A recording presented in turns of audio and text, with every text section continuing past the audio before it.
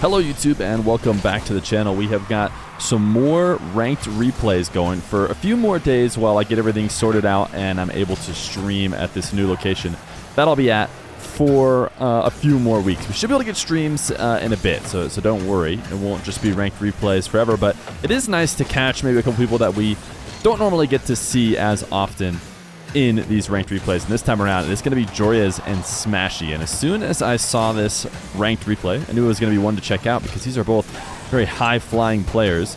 Love to play 1v1 like it's free play. I mean, Joreuz for the longest time has been given that credit of being able to play top-level 1v1 while playing free play. But Smashy is kind of like that way too. There was a bit of time where he was focusing on ones more than he normally does, as Joreuz just going to be able to air dribble this one in.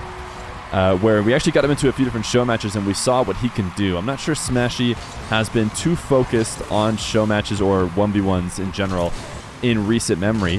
That doesn't mean he isn't a solid player when he queued into Joreuz here earlier this month. So one of the things that Smashy is known for, I think, is he's actually signed for a freestyle team. I can't remember which team he's signed to, but you'll see the reasons why he is a freestyler, or I think he's been a freestyler and kind of converted more recently into a competitive player. And that is the freestyle musty right there. I mean, that was perfect timing. We talk about that musty a lot, and you'll see almost exclusively freestylers use it.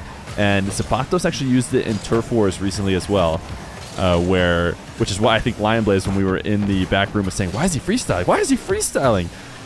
It's just such a useful flick to keep a dribble going, but it actually usually results in a slow play that costs a lot of boosts, and you see freestylers use that reset all the time.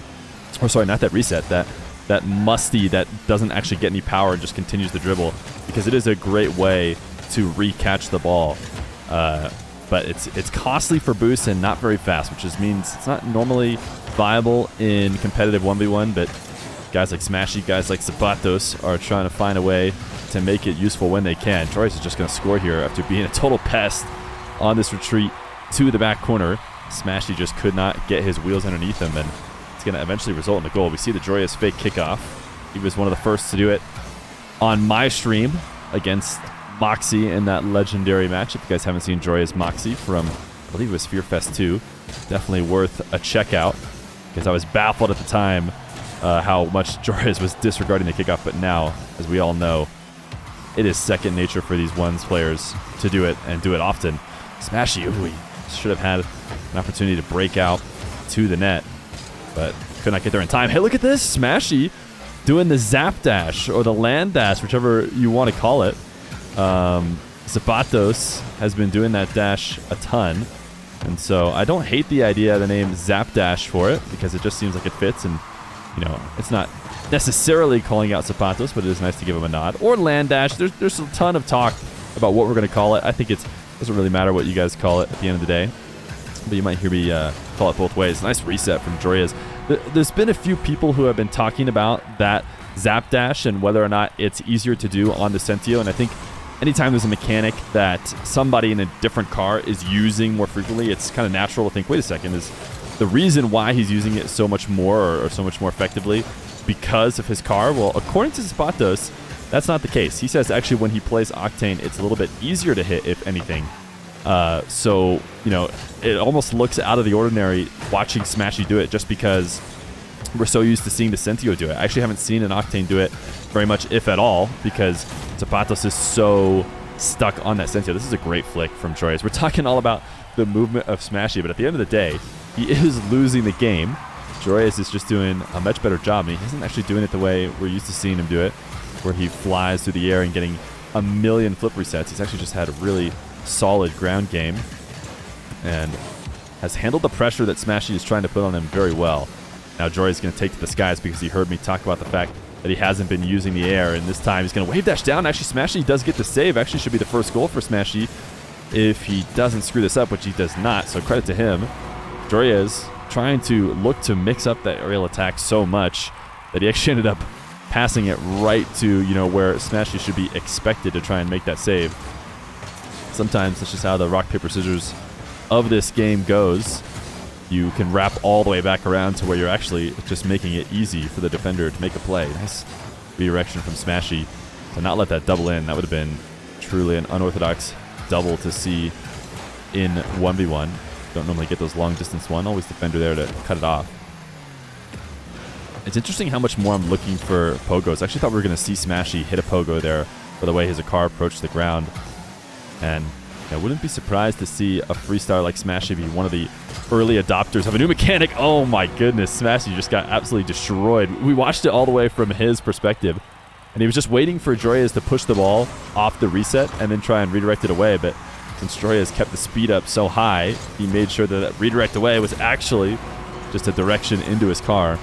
And Smashy gets a kickoff goal to put himself within 3, but with 24 seconds left to go, it's not looking super likely. And Joreuz, very smart play to disregard the kickoff, and Smashy's going to take this into his corner. The problem is that every second is so crucial here, but actually I think Smashy found a way to score.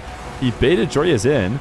Joreuz really had no reason to be as aggressive on defense as he was, considering he had such a big lead. He just needs Smashy to take a while. So I don't blame him for diving in, but I do blame him for going in as deep as he did. Wait a second. Smashy gets another goal. 6 seconds. He might be able to make this an overtime interesting game after what was a dominant first 5 minutes, basically, from Joreuz. I say 5 minutes because it's come down all the way to the final seconds. Smashy actually does have a boost advantage here. Joreuz retreating back to net, and Smashy doesn't get the best of touches in the world, but he actually has an angle here to shoot. He misses high. He just needs to get underneath it. Joreuz is still low on boosts. He has been able to pick up 56 from pads, and Smashy's going to have a really hard time scoring this one. He has to continue to play keep away. Joreuz is going to grab it, but he's actually... I can't believe Smashy just did that. Joreuz was going to keep it up. Joreuz was like giving him the nod saying, hey man, if you want to keep this going, I'll keep it going. And then Smashy's the one that says, no, you beat me. You should just hit the ground. At this point, you stole it from me. It's yours. Credit to Smashy, though, for coming back here in this game and almost putting up a fighting chance here in the final moments. But Joreuz will take the ranked win. This is the only game we got between these two. And I think it was a good one. I'm glad we checked it out. We got to talk a little bit more about 1v1. Hopefully you guys have been enjoying the ranked replays on the channel. Like I said, I want to be fully transparent with you guys. The reason why we're not doing show matches is because the little IRL stuff is forcing us to not be able to do some for the next few days. But I promise to give you back those show matches that you guys are used to, and hopefully you've been enjoying the content. So if you have, remember, we're trying to get to 30,000 before the end of the year, which I never thought possible, but you guys have been helping out a ton. So appreciate that. I will catch you guys next time.